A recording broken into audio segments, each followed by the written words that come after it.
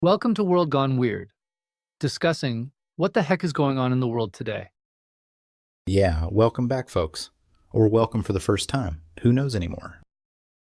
It's another week, another set of events that makes you just shake your head. Honestly, sometimes I wish I could just live in a bubble.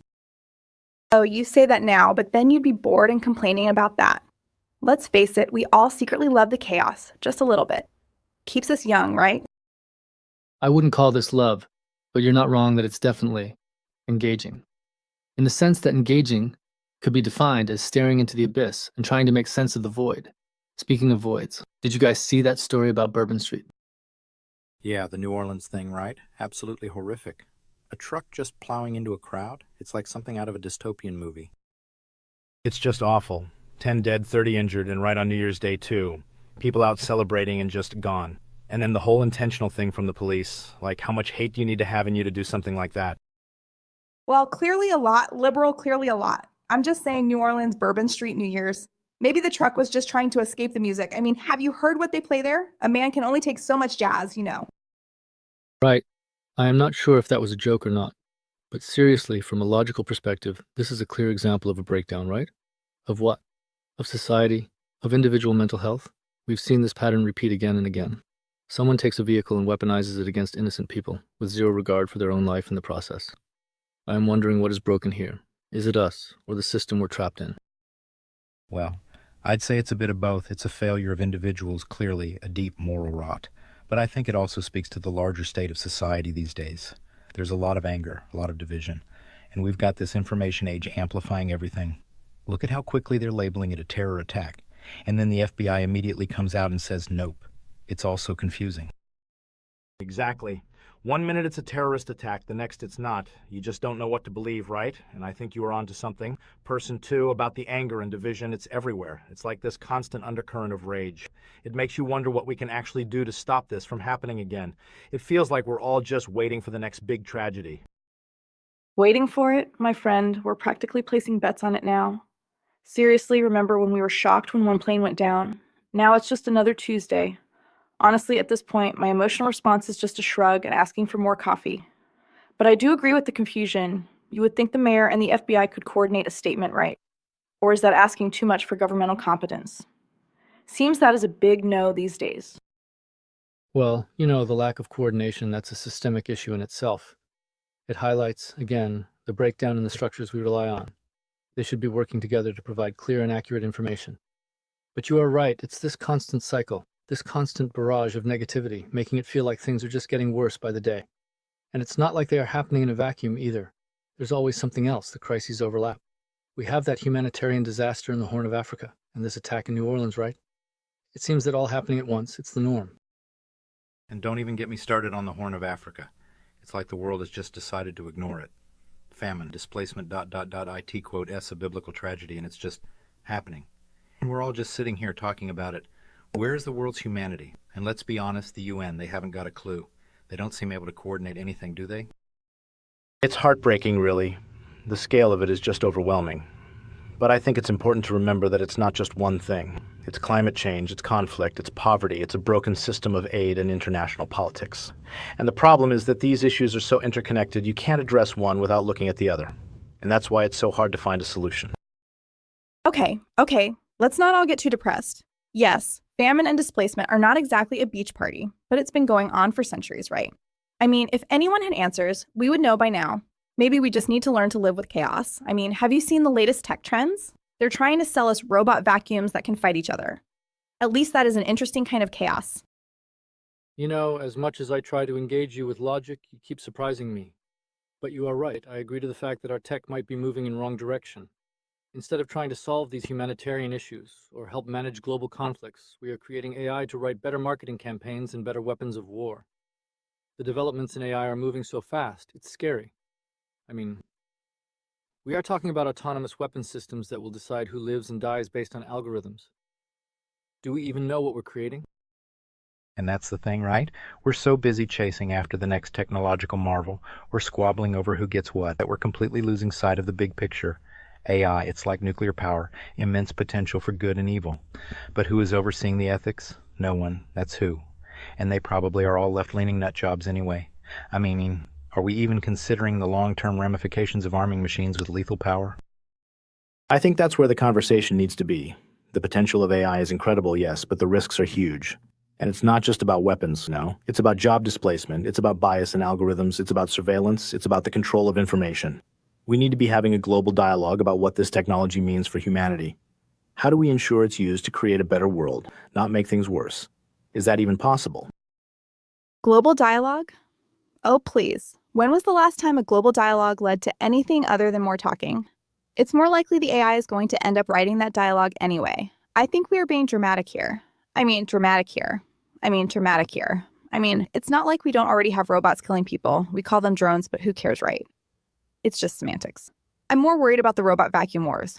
I saw a video on TikTok about it. It's savage out there.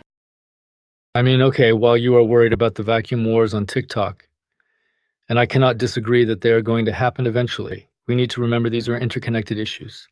The destabilizing power of AI weapons is going to affect all aspects of global stability, economic structures, humanitarian efforts, even the price of your TikTok algorithms.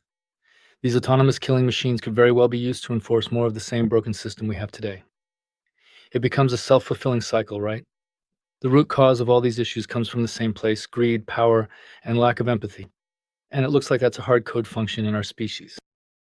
Exactly, it's all interconnected. You can't talk about the humanitarian crisis in Africa without considering the global arms trade, for example. You can't talk about the attack on Bourbon Street without talking about the underlying societal issues that fuel hate and violence. And you can't talk about AI without talking about who controls it and the ethical implications. It's like a twisted game of dominoes, one thing falling into the next, and we're all just getting caught in the mess. It's the liberal left at fault, by the way. They are the reason why the system is so messed up these days, but you cannot say that anymore, can you? Or you are getting called a Nazi or something like that.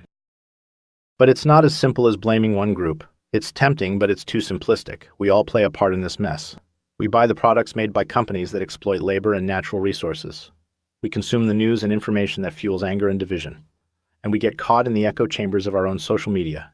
It's about a collective responsibility. It's about looking inwards as much as outwards.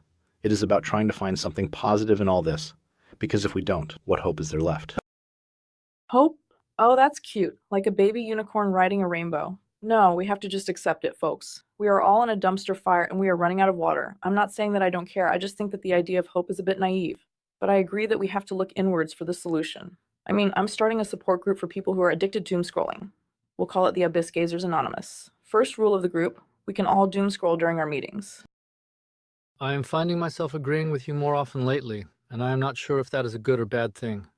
You are right. We're all trapped in this cycle of doom and gloom. And that's where the conversation about the cryptocurrencies and financial instability comes into play as well. It's not just physical conflicts, it's the destabilizing power of these unregulated digital currencies.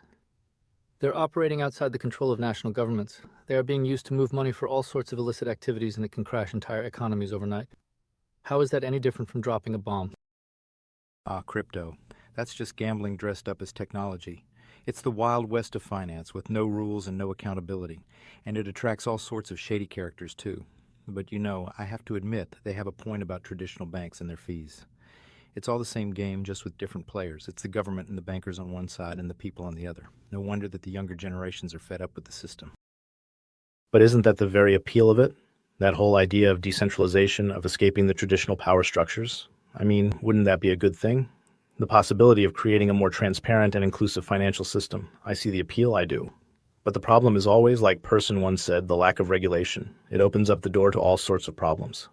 Look at the crypto crash a few years ago. So many people lost everything. And so many shady figures and scammers got rich in the process. It seems that every new technology we invent, we use it to harm each other. Transparency? Inclusive financial system? Oh, honey, that's what they want you to think. In the real world, it's just a bunch of rich tech bros trying to get richer. I was thinking of investing. Maybe I should start a Dogecoin 2.0 and call it Pigeon Coin. And we all know how the pigeons are. They are just going to steal everyone's money in the end. But yeah, crypto is like the world's biggest pyramid scheme, and it's only a matter of time before the whole thing collapses. But hey, at least it'll be entertaining, right? Remember when the value of that one coin went up because some dog tweeted about it? Good times. It is entertaining, I cannot deny you that, but the entertainment value is far outweighed by the potential for chaos. These uncontrolled digital currencies, combined with the rise of AI that is capable of managing those currencies, along with the weaponization of autonomous killing machines, while a humanitarian crisis is engulfing an entire region in Africa and there are people getting mowed down on Bourbon Street, what we are witnessing is chaos on a scale we've never seen before. It's the perfect storm of technological advancement and human failing, which is not a great recipe for a stable future. And it's all happening at once. Like you said, you barely have time to digest one crisis before another one hits. It's like we're in this constant state of emergency and the people in charge seem completely clueless on how to fix it. They just keep patching up things. The financial system is unstable, the geopolitical landscape is a mess, AI is going off the rails, people are killing each other, and the world seems on the brink of collapse. I feel that I am starting to sound like a crazy conspiracy theorist, but I just cannot see a positive way out of this mess. They are all trying to get us, you know? They want us scared and controlled. But we can't just give up hope, right? There has to be a way to break this cycle, to move forward. I think that is why people get into politics in the first place. Yes, the system is broken. Yes, things are bad. But there are also people working towards finding a solution. Even if those solutions are not clear yet, we can look at the AI and say yes. It can be used to create weaponized drones, but we can also say yes. It can be used to solve medical problems and help us with food production. We have to choose to see the best, not the worst in this situation. Otherwise, we just succumb to this darkness. Okay, let's all hold hands and sing Kumbaya. That's the problem with you liberals, you always see the good. In theory, everything can be fixed with some positive action. In theory, yes, but in practice, well, we have what we have now. I'm not saying there is no hope, just that hope is a really bad business plan. Personally, I'm buying a bunker, stocking up on canned goods, and waiting for the robot uprising. And I might bring some pigeons. It's always good to have pets during the apocalypse. You know, I usually disagree with you, but I can see your point. Maybe hope isn't a strategy. Maybe it's a luxury we can't afford right now. But we cannot give up either. We have to keep analyzing the situation, pushing for the right questions, and keep exposing all of this. If we do nothing, we will become complicit in our own destruction. So whether it is hope or a grim acceptance of the reality, we have to keep going. I suppose so, but I can't help but feel like we are all just spinning our wheels. We are having these conversations, and the world just keeps getting weirder. The powers that be, they don't care what we say. They will do what they want anyway. Look at the situation with the UN. Look at the wars. Look at the corruption. It's all designed for them to win. So we keep on talking. Talking heads on a radio show. But are we even making a difference? It's hard to say if we are making a difference right now, but I think it's important to keep these conversations going, to keep challenging the narrative, to keep looking for solutions. We cannot just give in to despair or cynicism. We might not be able to change the world overnight, but we can change ourselves. We can change our approach to the world. Maybe that is where the real change starts, with small actions. Small actions? I'm thinking of starting a petition to get pigeons to be official city ambassadors.